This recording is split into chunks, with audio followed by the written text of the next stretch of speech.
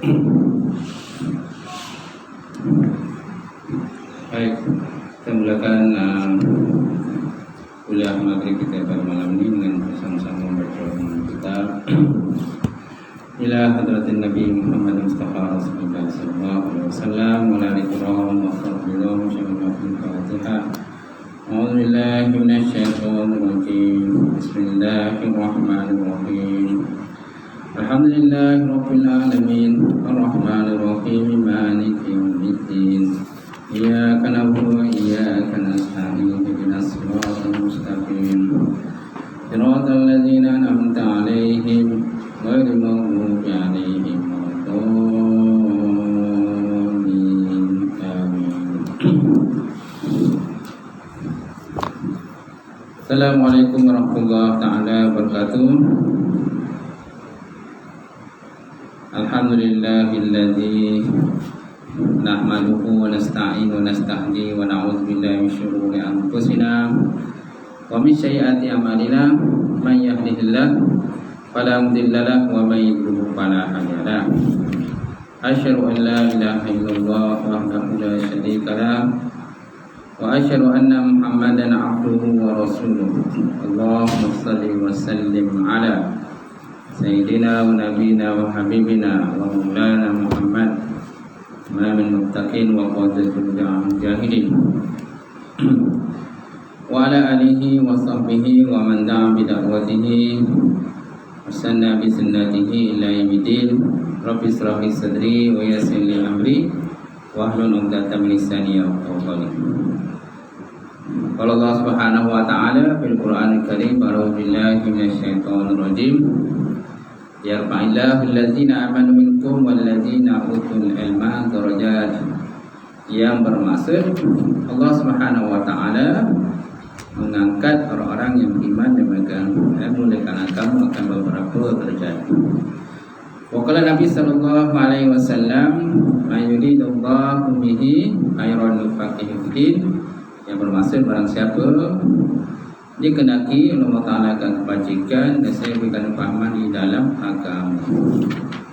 Mati silakan Tuan Imam, sebelumnya Tuan Bilal, pengurusi masjid, jawatan kuasa masjid, Tuan Haji, Tuan Hajah, sidang jemaah muslimin, muslimat yang dirahmati Allah Subhanahu wa taala. Alhamdulillah, kita panjatkan puji dan syukur kepada Allah Subhanahu wa taala kerana dengan limpah kurnia serta rahmat daripada Allah.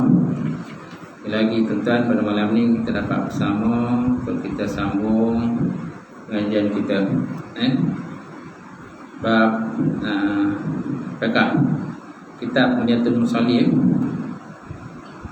itu sampai kepada dan darah tumor dan kutu anjing, dan darah tumor dan kutu anjing. Okey, masih dalam pembahasan bab najis lah. Najis itu dan dimaafkan tempat istinja dengan umpama batu dan sedikit darah dan tai lalat dan nanah dan tanah jalan raya yang najis, dan sedikit darah dan tahi lalat. Betul tahi lalat maksudnya apa tuan-tuan? Ibu Itu apa? Masih dalam pembahasan dari itu. Syarat ke-6 suci pada najis. Yang ke-6 suci ia daripada najis yang tiada dimaafkan pada tubuhnya dan kainnya dan tempatnya, dan janganlah bersentuh sesuatu suku daripada badannya dengan najis pada geraknya dan diamnya, dan tiada sah sembahyang serta sesuatu daripadanya, atau ia menanggung sesuatu yang berhubung dengan najis, seperti ia menanggung akan tali yang terikat pada umpama anjing dan lainnya. Dan tiada mengapa jika berbetulan dengan dia pada ketika bangunnya dan duduknya dengan ketiadaan bersentuh. dan dimaafkan tempat istinja dengan umpama batu dan sedikit darah dan tai lalat. Cuba tak? Cuba baik. Muka surat 14 dan muka surat 14.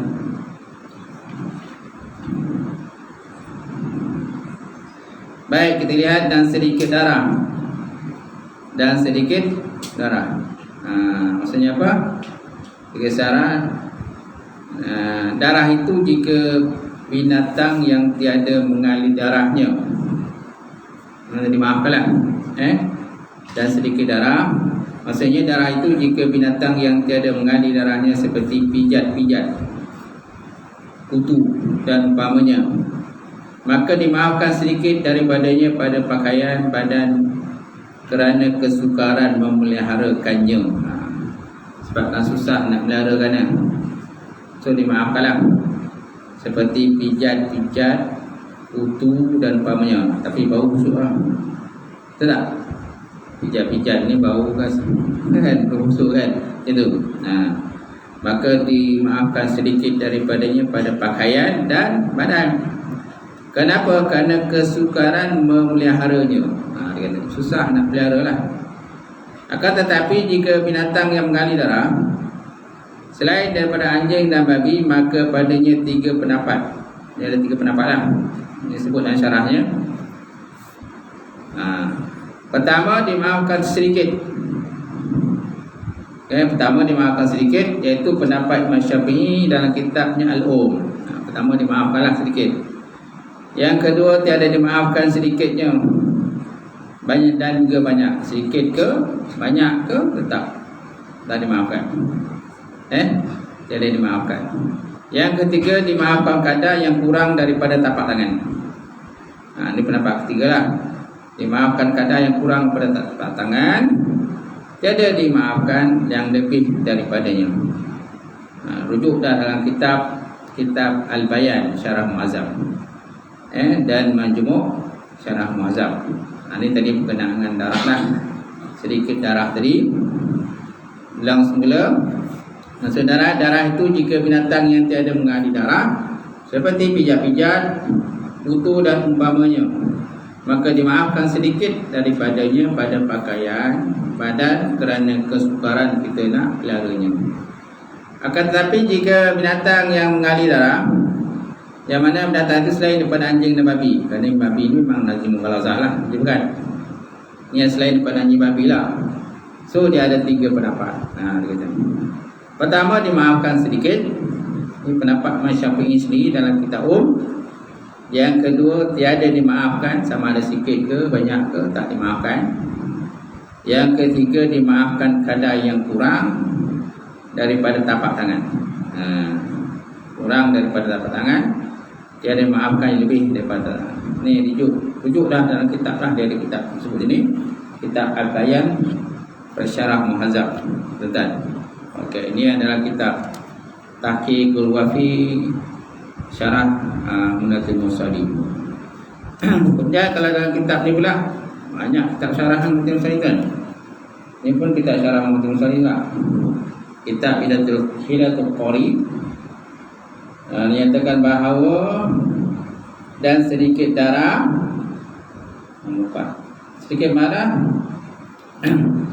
maka kembali sedikitnya dan banyak itu kepada huruf. Maka kembali sedikit dan banyak itu pada huruf. Tetapi sebesar butir jagung pun sedikit. Kalau sebut sini sebesar butir jagung, kan, sebesar butir jagung, itu pun dikira sedikit. Jadi tengok pada huruf lah. Maka kembali sedikit dan banyak itu kepada huruf. Tetapi dia kata sebesar butir jagung pun sedikit juga. Dia katakan namanya sedikit juga. Ini sebut dalam kitab Hidatul Qari lah. Kemudian kalau kita lihat dalam kitab satu lagi, 3 kitab kan, kitab Asyah Al-Musalli ni syarah juga. Okey, dia sebut sini dan sedikit darah, ini darah orang lain yakni darah orang lain atau darahnya sendiri yang bercerai daripadanya, yakni darah yang ajnabi, seperti darah bisul atau darah jerawat atau darah luka kemudian kembali pada badannya. Adapun darah anjing dan babi maka tiada dimaafkan padanya, jika sedikit sekalipun. Adapun darahnya seperti darah bisul maka dimaafkan walaupun banyak dengan syarat tiada hasil dia dengan fi'il, dengan perbuatannya. Ini disebut dalam kitab Syatrul Musali yang disyarah dikarang oleh Muhammad Qaib bin Wahid. Ada 3 tu kan. Saya ada 3 syarah kitab Syatrul Musali ni. 3. Tapi semua Jawi lah, tak ada yang Rumi. Semua Jawi, semua daripada ulama-ulama petani. Okey. Seterusnya kita lihat lagi, kemudian tai lalat. Betul? Lalat tu tak? Dan dimaaf tanpa istinja dengan pama batu dan sedikit darah, dan tahi lalat, yakni dan sedikit daripada tahi binatang yang bernama lalat. Binatang bernama lalat kan? Takkan tak kenal lalat kan? Okey. Dan sedikit daripada tahi binatang yang bernama lalat. Ini dimaafkanlah. So kalau seandainya binatang tadi kan, dia datang kat kita, kat baju kita, pakaian kita dan sebagainya, so dimaafkanlah dengan sedikit lalat. Kemudian kalau lihat dalam kitab ni, artinya dimaafkan sedikit daripada tai lalat dengan sekira-kira tiada dapat oleh mata. Tak dapat dipandang di mata dia, dengan sekira-kira tidak dapat dilihat oleh mata. Tetapinya jika dapat dilihat dengan mata, so maka dimaafkan. So kalau dapat dilihat dengan mata, so dimaafkan tanpa khilaf ulama. Duduk dah dalam kitab Majmu' Syarah Muazzam. Kemudian kata Imam Baghawi, hukumnya seperti hukum darah kutu anjing. Kerana itu adalah ia termasuk dalam umum balwa, umum balwa yang sukar dan payah untuk nak pelihara dia. Ini adalah pendapat yang sahih. Ya, pendapat sahih kalau sebut dalam Imam Al-Baghawi, dia kata hukumnya seperti hukum darah kutu anjing. Kerana itu dia adalah umum balwa, umum bala lah kata, mana susah dia tu nak kawan. Tapi kalau boleh kawan, tak apa, tak masalah. Ini masalah tak boleh kawan ni, umum bala. Istilahnya umum balwa. Maksudnya umum bala, maksud susah benda tu kita nak kawal lah, dan payah untuk nak meliharanya. Ini adalah pendapat yang sahih, disebut berkenaan dengan tahi lalat. Bukan tahi lalat yang titik tu ke mata tu. Itu perempuan ada tahi lalat kan? Perempuan ni ada tahi lalat, kadang dekat bawah mata dia, kadang kat hidung dia, kadang pipi dia, bawah dagu dia kan. Kira lah. Suami kena kira lah berapa tahi lalat isteri. Dia ada tahi lalat. Yang tak ada tahi lalat, tak payah. Jangan buat lalat tiruan pula. Sebab kan nak cantik tak lawa, maka dibuat naik lalat tiruan. Okey. Kemudian dan tanah jalan raya yang najis.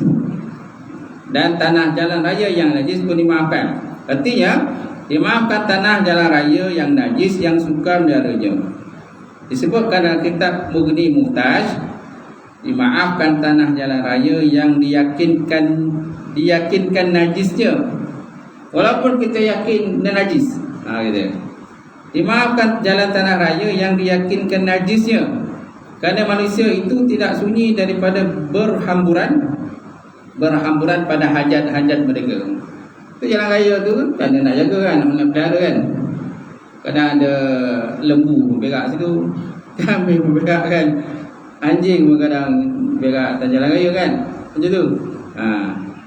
Nasib baik orang tak berak atas jalan raya. Kalau orang berak atas jalan, tak ada nak buat tu kan. Tembak je dengan senapan gajah. Okey. Jadi dimaafkan tanah jalan raya yang diyakinkan najisnya kerana manusia itu tidak sunyi daripada berhamburan pada hajat masing-masing. Jadi masing-masing ada hajat lalu ke situ lah. Semua lalu, bukan orang kata manusia lalu, binatang pun lalu, korban pun lalu juga kerana dia. Jadi susahlah benda tu kita nak kawal. Betul tak? Macam tu. Kemudian kalau dalam kitab Ilatul Qari pula dia kata dimaafkan daripada sedikit umpama lumpur jalan raya yang meyakinkan najisnya. Dan jika daripada najis mughallazah sekalipun, dia kata. Nampak? Walaupun najis mughallazah sekalipun, selama tidak nyata ain najisnya, selama mana tak nampak lah pada pandangan mata kita, tak nampak lah benda tu, walaupun mungkin dia kena kat kain kita kan dan sebagainya. Selagi mana tak nampak ain itu, maka dimaafkan kita.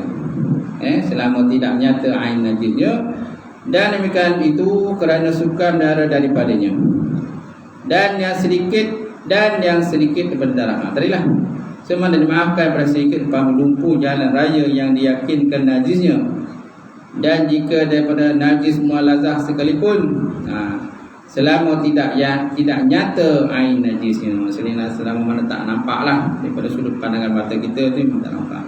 Halus sangatlah benda tu ada, halus, dimaafkan lah.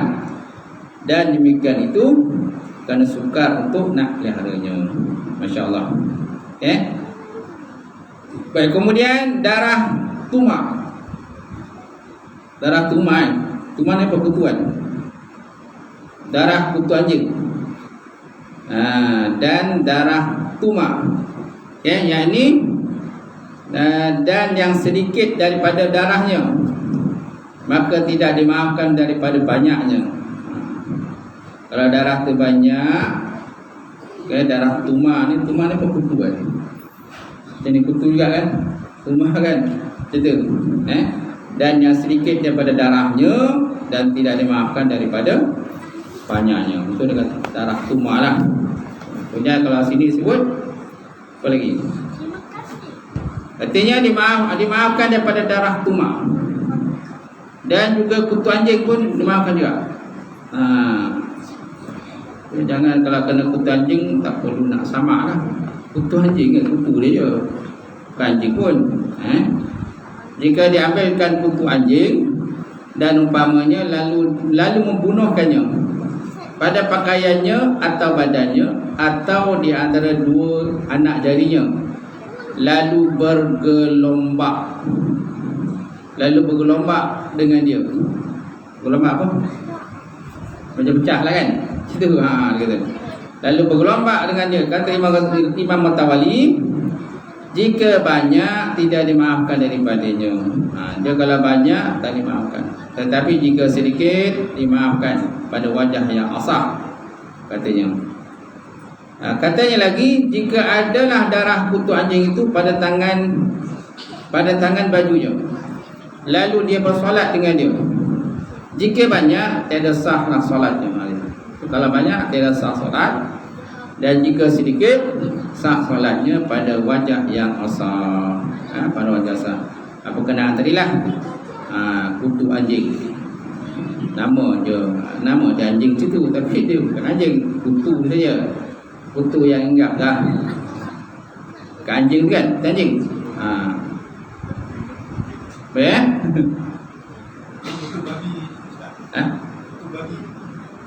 Ni bukan kutu anjing, kutu babi. Ni kutu anjing, bukan kutu babi. Ni tak ada lah, dia tak ada sebut. Dia tak ada sebut lah. Dia hanya sebut kutu anjing saja kan. Dan kutu anjing. Tak apa, nanti kalau saya jumpa saya beritahu lah.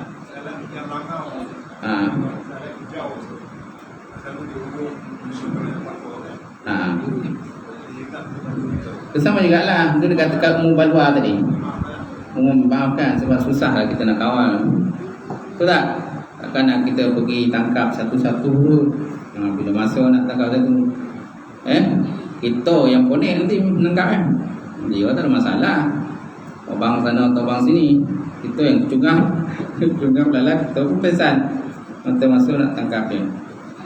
Bolehlah kalau tuan-tuan panggil lapor penyembuh dan sebagainya, itu lain. Okey. Baik. Itu tadi berkenaan dengan kutu apa tadi? Kutu anjing. Baik. Lalu ni tak sebut.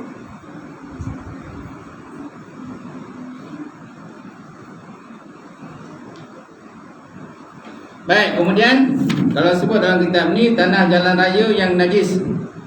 Dalam kitab yang syarah Musalli, Hasyiah Musalli, kalau sebut dalam tanah berkenaan dengan tanah jalan raya yang najis, yakni berlumpur jalan raya yang diyakinkan ia dengan kena najis dan sukar memelihara daripadanya pada ghalib, pada kebiasaan, dan jika bercampur ia dengan najis mughallazah sekalipun.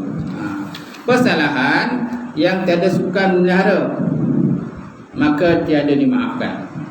Jadi kalau boleh kita pelihara, boleh elakkan daripada terkena air tadi, jalan raya itu, kita elaklah. Selagi mana boleh elak. Kalau dah tak boleh elak, tak boleh buat apa-apa lah. Kan kita mengelakkan, kita pula jatuh. Betul tak? Macamlah kita langgar ayam ke, kambing ke, babi kan. Tengok kalau babi melintas, boleh tuan-tuan mengelak ke? Tak boleh. Tuan-tuan kena bantu dia babi tu. Silap-silap tuan-tuan pula pergi ke innalillah wa inna rajiun pula. Baik. Dan lain-lainannya yang dimaafkan itu pada masanya dan tepatnya daripada kain dan badan. Adalah dimaafkan pada masa hujan barang yang tidak dimaafkan dia pada masa kemarau. Kalau pada masa hujan dia dimaafkan. Tapi kalau masa kemarau dia tidak dimaafkan. Tetap juga macam hukum biasa tadi, hukum biasalah. Mana dimaafkan pada masa hujan barang yang tiada dimaafkan pada masa kemarau. Dan dimaafkan pada kaki dan pada tepi kainnya sebelah bawah. Dimaafkan pada kaki atau pada kainnya sebelah bawah barang yang tidak dimaafkan dia pada tangan dan pada tangan baju. Pada tangan ataupun tangan baju. Sebenarnya pada kaki. Kalau kena dia punya air tu pada kaki, air jalan tu kan, air jalan tu yang ada najis tu, kalau kena kaki ataupun tepi kainnya sebelah bawah barang yang tidak dimaafkan dia pada tangan. So kalau pada tangan tak maaf lah. Dan juga pada tangan baju pun tak maaf. Yang maaf tu dah kat kaki dan tepi kainnya. Dan keluar dengan kata lumpur itu najis, ain najis, maka tiada dimaafkan daripadanya. Mana ain najis maksudnya nampaklah benda tu. Nampaklah kan, kesan tai lembu tu nampak dah kan betul tai lembu tu kena pada kain kita. Kan dengan mata kasar kan sebut tadi dalam kitab satu itu, mana dengan mata kasar nampaklah, tu tak dimaafkan. Okey. Dan keluar dengan kata lumpur itu ain najis, maka tiada dimaafkan daripadanya. Keluar dengan kata yang diyakinkan akan dia kena najis, ialah lumpur yang tiada diyakinkan akan dia kena najis. Keluar dengan kata yang diyakinkan dia dengan kena najis itu ialah lumpur-lumpur yang tiada diyakinkan kena najis, maka iaitu dihukumkan dengan suci. Dan jika dizankan dengan dia kena najis sekalipun, kerana mengamalkan dengan asal hukum dia. Okay? Dan dihukumkan dengan suci, kan, dengan masalah lumpur tadi kan, lumpur yang tidak diyakinkan tadi. Dan jika dizankan dengan dia, zan ni maknanya 75% lah tak keyakinan kita. Dan jika dizankan dengan dia kena najis sekalipun, kerana mengamalkan kepada asal dia. Betul. InsyaAllah. Baik, seterusnya apa lagi? Dan darah tumor dan kutu anjing dan darah bisul. Dan darah bisul, yang ini juga dimaafkan sedikit daripada darah bisul, nanah, air danu dan air kuman. Air danu dan air kuman. Hukum darah atau nanah yang keluar dari jerawat seperti hukum darah kutu anjing tadi, dengan ittifaq oleh para ulama. dimaafkan sedikitnya. Kalau sedikit dimaafkanlah, dimaafkan sedikitnya tanpa khilaf para ulama dengan dia. Dan pada banyaknya ada dua wajah. Tapi kalau seandainya banyak, dia kata kalau banyak pada wajahnya ada wajah yang paling asah, so dimaafkan daripadanya. Itu yang paling asah lah. Paling asah ni paling kuat lah gitu. So dimaafkan daripada keduanya. Baik.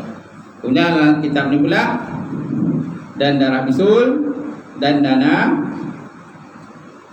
Yang ini dimaafkan daripada sedikit darah bisul dan sedikit daripada dana yang ajnabi keduanya, yakni yang tiada daripada dirinya sendiri, yang tiada daripada dirinya. Mana darah bisul tu dia bukan daripada dia punya orang lain, bukan dia punya orang lain. Dimaafkan daripada sedikit darah bisul dan sedikit daripada nanah yang ajnabi. Dia dengan yang ajnabi maksudnya yang asing, mana bukan dia punya. Yang ajnabi keduanya, yakni yang tiada daripada diri sendiri. Adapun darah dirinya sendiri yang tiada berpindah daripada tempatnya, seperti darah luka, seperti darah luka dan darah tempat berbekam, maka dimaafkan daripada sedikitnya dan banyaknya. So kalau darah sendiri sama ada sedikit ke banyak ke, dimaafkan. Tapi kalau darah orang lain sedikit saja, kalau sedikit dimaafkan, tapi kalau banyak tak dimaafkan. Faham kan? Mana darah orang lain lah, mungkin darah bisul suami kita ke, suami kena bisul, muntah dia kena bisul. Ataupun isteri kita kena bisul kan, mungkin makan salah makan dan sebagainya, kena bisul tuan-tuan. Jadi maknanya kalau darah sendiri sedikit ke, dia kata darah bisul sedikit ke banyak ke, dimaafkan. Mana adapun darah sendiri, darahnya sendiri yang tiada berpindah daripada tempatnya, dia sama seperti darah luka dan darah tempat berbekam, maka dimaafkan daripada sedikitnya ataupun banyaknya. Tapi kalau darah bisul orang lain, dia kata dimaafkan daripada sedikit darah bisul dan sedikit daripada nanah yang ajnabi, mana bukan dia punya, yakni yang tiada daripada dirinya lah, so dimaafkan. Tapi kalau banyak, mana bukan dia punya, orang lain punya, tapi banyak, mana banyak tu daripada nisbah huruf dah, daripada sudut kacamata kita sendiri, oh dia banyak kan. So kalau macam tu, kalau banyak, so tidak dimaafkan. Boleh? Kemudian dan dano, betul tak dano? Dan air kuman yang ada baginya bau, dan dano dan air kuman dan ada bau daripadanya bau. Oh ni dia tak ada syarah kat sini. Oh tadi sambung yang tadi dia kata dan dimaafkan daripada keduanya selama tidak bercampur dengan sesuatu yang ajnabi. Dan dimaafkan daripada keduanya, mana darah luka dan darah tempat berbekam, selama tidak bercampur dengan sesuatu yang ajnabi. Dan jika dia daripada dirinya sendiri sekalipun. Maka jika berdarah mata atau gigi, maka jika berdarah mata atau siratan gigi, maka tiada maaf daripadanya, kerana bercampuran dengan air mata dan air liur di situ. Bercampuran air mata dan air liur di situ. So maknanya so tidak dimaafkan. Okay, tuan-tuan. Kemudian dan jikalau sembahyang ia dengan najis yang tiada dimaafkan daripadanya, dengan tidak mengetahui dengan dia atau dengan lupa kemudian teringat, saya wajib mengulangi dengan dia.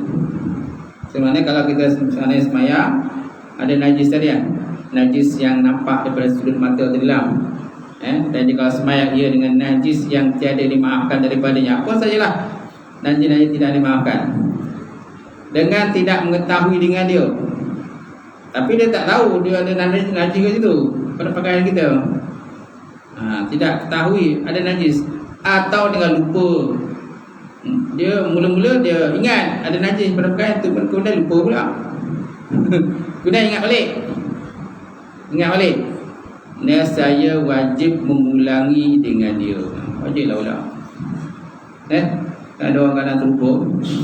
Banyak kadang terlupa kan gitu. Tapi lupa sekejap lah, bukan lupa selalu, lupa panjang. Kalau lupa panjang ni masalah lain pula. Kalau lupa panjangan tu dia lupa sekejap. Kadang-kadang dalam solat pun kadang-kadang kita lupa juga. Agak berkat kan, kompis pula. Dah 3 rakaat ke 4 rakaat, lupa kan gitu. Kalau dalam solat, kalau kita terlupa, biasanya kita ambil jumlah yang paling kurang. Jumlah yang paling kurang lah. Contohnya kita terlupa sama ada 3 atau 4 rakaat. So kita ambil berapa rakaat? 3. Kita bina di atas yakin. Jumlah yang paling yakin ialah 3 lah. Sebab 4 tu kita pun tak pasti betul ya ke tak ya. Baik. Kemudian yang ketujuh,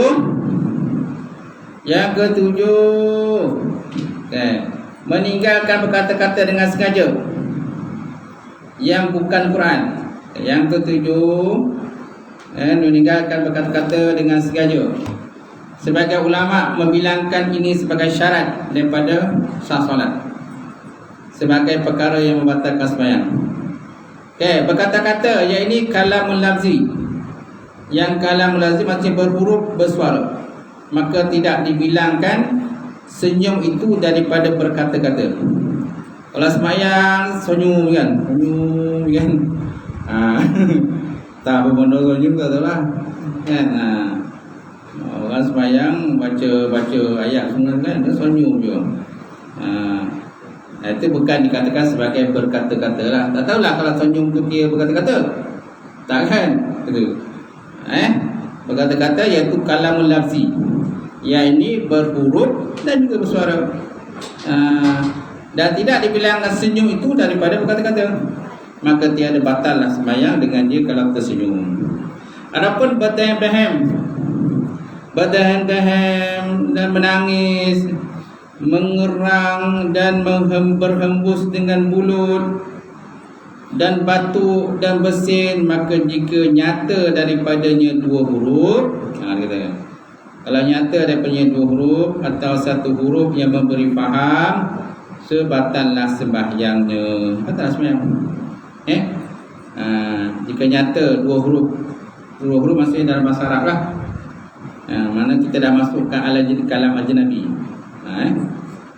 Atau apalagi kalau dalam bahasa Melayu boleh pula. Atau 1 huruf beri faham, maka batallah solatnya. Melainkan jika terkeras atasnya, maka dimaafkan. Itu pun jika sedikit pada huruf, atas kaul yang muktamad.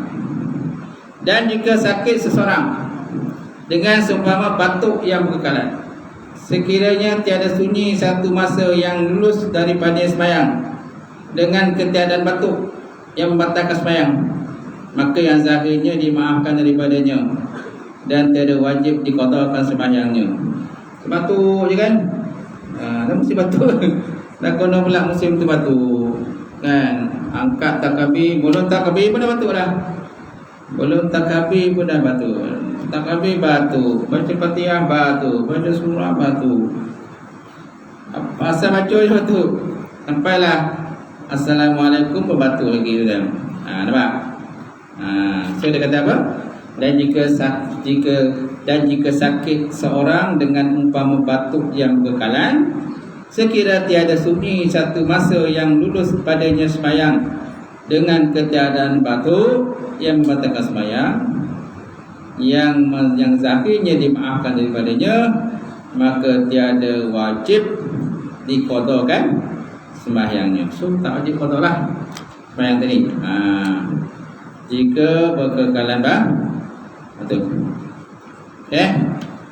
Mana yang bukan Quran lah. Meninggalkan berkata-kata dengan sengaja yang bukan Quran, maka tiada mengapa jika Quran, melainkan Quran yang sudah dinasahkan bacaannya, maka batal sembahyanglah dengan berkata-kata demikian, walaupun dia bahasa Arab. Walaupun bahasa Arab tapi dia bukan Quran. Walaupun bahasa Arab tapi dia bukan Quran. Contoh perkataan ki. Ki, mana ki? Pelihara limu kan? Ki kan pelihara limu. Ki, kop bawa kop bawa ki. Ki itu bahasa Arab. Ki maksudnya pelihara oleh kamu. Sedangkan dia bukan Al-Quran. Dia boleh membatalkan. Okey? Apa tadi cakap? Walaupun satu.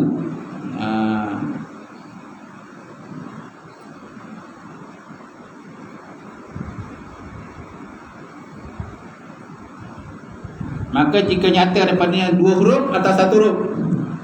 Kalau seperti ini, jika nyata baginya dua huruf atau satu huruf, yang mana yang beri faham, so batallah sembahyangnya. Okey. Kemudian kalau kita lihat di sini pula, baik, di sini berkenaan dengan apa tadi?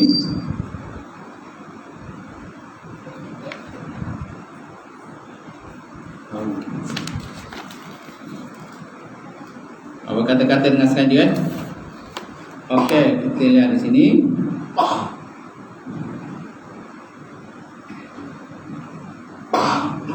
Tak ada. Nombor 2.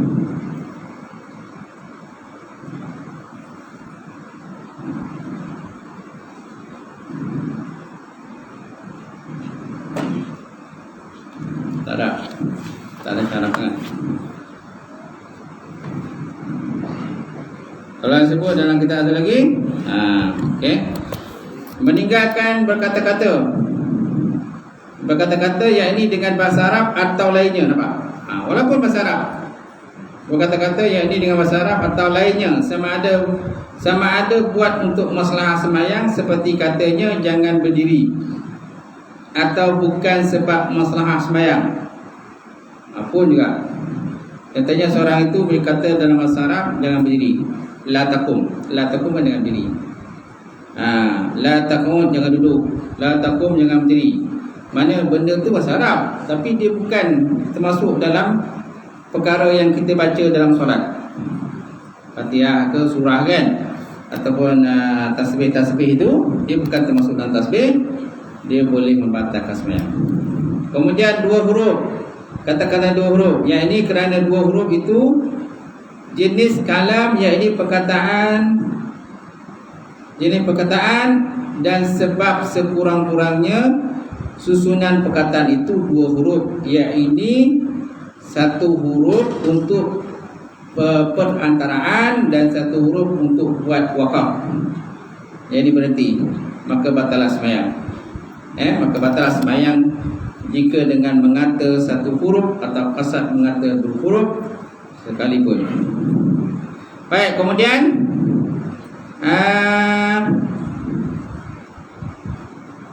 atau zikir atau doa.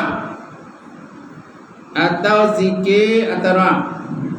Ketujuh, meninggalkan kata dengan sengaja yang bukan ayat Quran, atau zikir atau doa, maka batas sembahyangnya dengan berkata-kata dua huruf, sama ada beri faham perkataannya atau tiada, atau dengan satu huruf beri faham, seperti perkataan ki ataupun a.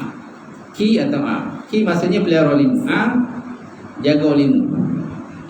Mana ki itu maksudnya wiqayah. Wiqayah kan maksudnya menjaga, pelihara. Dan itu riayah. Riayah, kesatuan. Atau satu huruf bermad. Kerana mad itu ada kalanya alif atau waw atau ya, maka jadi dua huruf, maka batallah sembahyangnya dengan yang demikian itu. Batallah. Ada tu. Okey, kita lihat dalam syarahnya. Sama ada memberi faham kataan atau tidak. Ini adalah kalam pada lughah yang disyaratkan padanya akan memberi faham. Adapun mengikut pilihan ulama, nahu yang disyaratkan akan beri faham pada kalam ini, yang kalam itu iaitu hanya pada istilah sahaya. Juga batas sembahyang pada membaca daripada ayat yang mansuh, ayat yang mansuh tilawahnya, atau kerana maslahah sembahyang, seperti kata makmum bagi imamnya, kum berdirilah, hukum berdirilah sekalipun, so batal sembahyang. Atau baca ayat dan dah dimasukkan. Ayat tu tak dalam Quran, tapi ayat tu dah dimasukkan lah, dah dihazafkan daripada Quran lah, macam tu. So maknanya batal lah sembahyang, kerana baca ayat yang telah pun dimasukkan,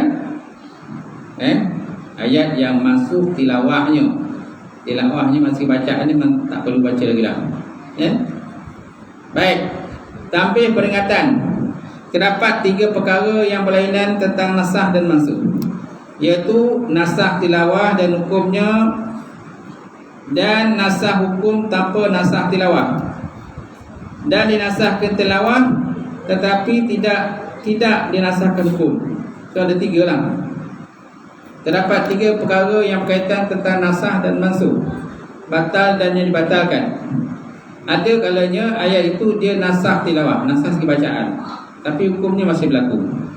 Yang kedua, nasah hukum, hukumnya dibatalkan, tapi nasah hukum batal, tapi bacaan tak dinasah, bacaan tak dibatalkan. Yang ketiga, dinasahkan tilawah, mana dinasahkan bacaan tetapi tidak pada hukumnya. Sebagai contoh ialah yang dinasahkan tilawah dan hukum, itulah seperti hadis Muslim daripada Aisyah radhiyallahu ta'ala, isteri Nabi sallallahu alaihi wasallam. Isteri Nabi telah berkata, ya kana bima unzila minal Quran asyru rada'atin ma'lumatin yuharrimna summa nusihta bi khamsi ma'lumatin fatubiya Rasulullah sallallahu alaihi wasallam. Kan? Wa kunna bima yaqra'u minal Quran. Maksudnya, dan adalah pada tiap, dan apa yang diturunkan daripada Quran 10 kali susu yang mencukupi. Ini dalam bab susuan lah, bab susuan. Yang bermaksud adalah pada apa yang diturunkan daripada Quran 10 kali susu yang mencukupi. Maka anak tersebut dikatakan sebagai anak susuan, dan diharamkan baginya hukumnya adalah sebagaimana anak-anak sendiri. Kemudian dinasahkan menjadi 5 hukum saja, menjadi 5 kali je. Walaupun pada asalnya kalau nak sabitkan seorang tu dia adalah anak susuan, maka dia anak susuan tadi dia kena minum susu ibu susuannya sebanyak 10 kali sampai kenyang lah, 10 kali sampai kenyang. Kemudian hukumnya dibatalkan, daripada 5, daripada 10 menjadi 5. Semana kalau nak jadi sebagai anak susuan kita, mestilah bayi itu menyusu dengan kita sebanyak 5 kali, sehingga kenyang lah. 5 kali itu sehingga kenyang, 5 kali, kan? Itu maksudnya itu disebut tadi. Kemudian dinasahkan kepada 5 kali susuan yang mencukupi sahaja. Kemudian wafatlah, Nabi pun wafat. Kemudian maka wafatlah Rasulullah SAW, dan mereka dalam keadaan begitu membaca daripada Quran.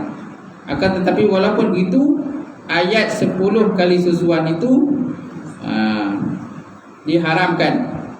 Diharamkan tak berubah tadi, tidak terdapat dalam Quran untuk dibaca, dan hukum tersebut tidak diikut dan diamalkan, maka berlakulah nasakh tilawah dan hukum sekaligus. Semaknanya dari segi ayat pun dah tak ada dalam Quran, ayatnya pun dah tak ada dah, kemudian hukumnya pun dah tak ada dah. Itu dikatakan sebagai nasakh tilawah dan hukum. Mana dua berlaku lah, nasakh tilawah dan hukum. Nasakh tilawah dan hukum. Ada satu lagi tu, orang kata nasakh bacaan. Nasakh bacaan tapi hukumnya masih berlaku. Kalau macam tadi, dua-dua nasakh. Mana segi bacaan pun tak ada, dalam Quran pun dah tak ada dah ayat ni. Kemudian segi hukum pun dah tak ada dah. Hukum pun tak ada. Yang 10 kali susuan tu, hukum tu pun dah tak ada. Tapi diganti dengan 5 kali kan, dengan 5 kali susuan. Semana hukum yang 10 kali susuan tu dah tak ada dalam Quran. Itu dikatakan nasakh tilawah dan hukum. Ada pula ayat berkenaan dengan perempuan dan lelaki yang berzina. Perempuan yang lelaki dan berzina, maka naklah direjam. Wazaniati wazani farjumuhuma battah. Orang yang perempuan yang berzina, lelaki dan perempuan yang telah berkahwin, maka naklah dijam sampai mati. Kan? Berkenaan dengan hukum tu masih berlaku. Okey, hukumnya masih berlaku, tetapi di segi ayatnya dalam Quran tak ada. Ayatnya dalam Quran tak ada, tapi hukumnya berlaku sampai hari kiamat. Sampai kiamat. So maknanya kalau perempuan dan lelaki yang berzina yang telah berkahwin, maka naklah dijam sampai mati. Sedangkan yang belum kahwin, maka naklah dirotan. Okey. Tuan-tuan, cukuplah tadi tuan tentang perbincangan kita malam ini. Mudah-mudahan dengan sedikit perbincangan insya-Allah akan dapat manfaat. Wallahu a'lam bis-shawab. Ada soalan?